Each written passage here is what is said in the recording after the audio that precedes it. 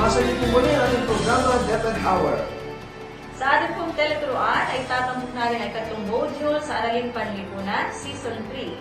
Sa module po ito ay makakasama natin bilang teacher presenter si John Philip Fermin na tatalakay ng aralin tungkol sa mga pangkat etniko sa gitnang Luzon. Tunghayan po natin ang teleturuan.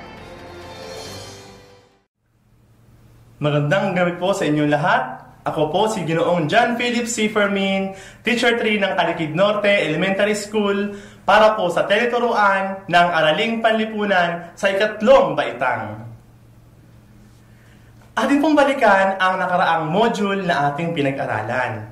Balikan po natin ang mga pagdiriwang sa Rehiyon 3 na ginaganap ng ating mga karehiyon.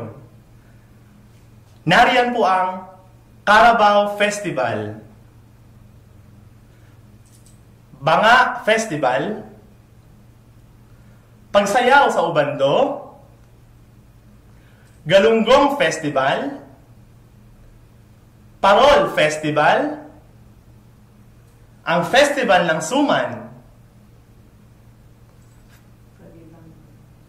Pagbang Damara Festival, at ang Pagpapako sa Krus tuwing mahal na araw sa Pampanga.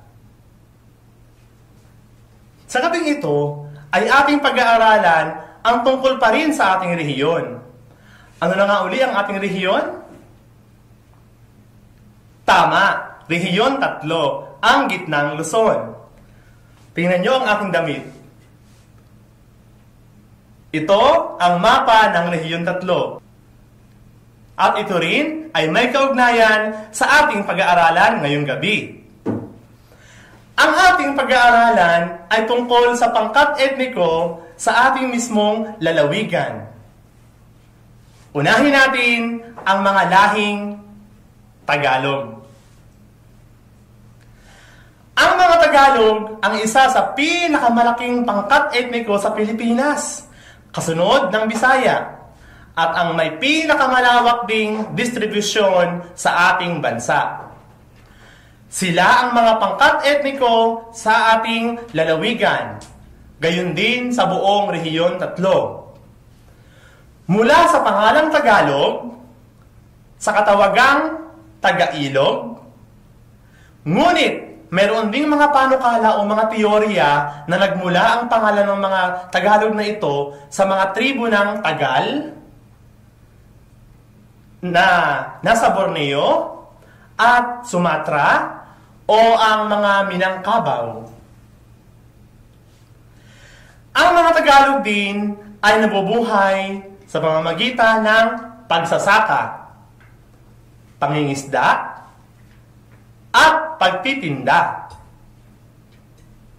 Masipag at matyaga at masisikap ang mga Tagalog. Sila ay likas na masayahin, kaya sila ay madalas magdaos ng mga piyesta o pagtitipon, gaya ng kasalan, kaarawan, at mga iba't ibang uri ng kapistahan.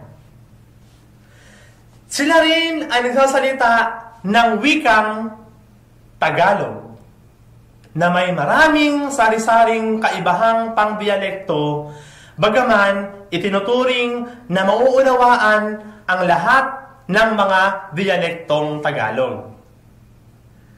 Ang kanilang mga pangunahing pananampalataya ay ang relihiyong Kristyanismo, na mga Romano Katoliko, gayon din ang mga Protestante.